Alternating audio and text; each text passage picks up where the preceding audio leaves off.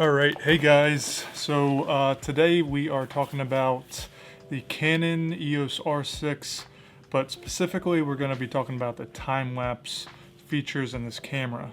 Real quick, I just want to show you some time-lapse samples that I took using the EOS R6.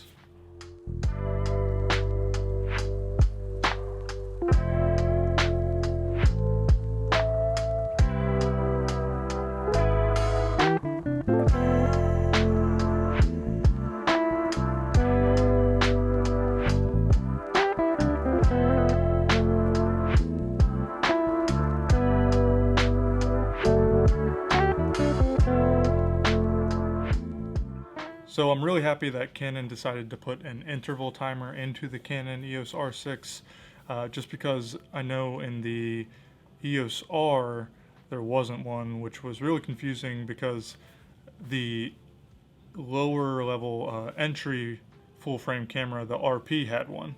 So I don't know why they didn't decide to add it on the R, but we have it on the R6, which I would hope so because it's a $2,500 camera.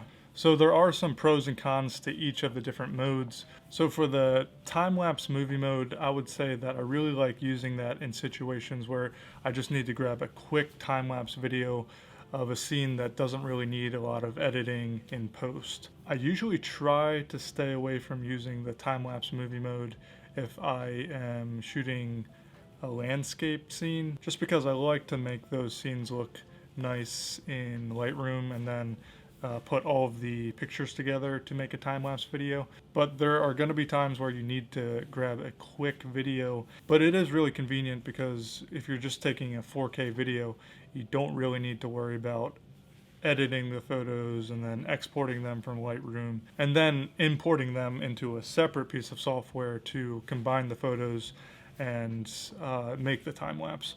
And it's also really nice that you can shoot the time-lapse video in 4K, so you have some room to crop the video if you want. Now, obviously, if you're taking a 4K video within the camera, you're not going to be able to edit that video as much as you would as if you were taking separate RAW photos and then combining them. So to me, that's the biggest con for using that feature. If you want to take separate photos and then combine them in your post-editing process, you'll want to use the interval timer that's built into the camera.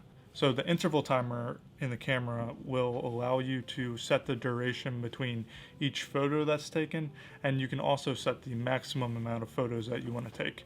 The biggest downside to this method is that you do have to do all of the post-processing work to put together the time lapse, which can be kind of cumbersome. Also, the other big one for this camera is that I don't see any way to set exposure smoothing between each frame, which makes it kind of difficult to get a really clean day to night or night to day time lapse without that flickering. Now you can work around that by using different editing programs that will help you deflicker your time lapse videos, but that can be a pain, and then depending on how old your computer is, it could be hard on the computer itself. I remember when I shot with the Nikon D850, there was a setting for exposure smoothing within their interval timer mode. So the biggest thing that I think you should know if you have the Canon EOS R6, and this also might pertain to the Canon EOS R5, if you have adjusted your camera to autofocus using that back button, you have to turn that off before you use the interval timer, or else your camera's just not going to take any photos.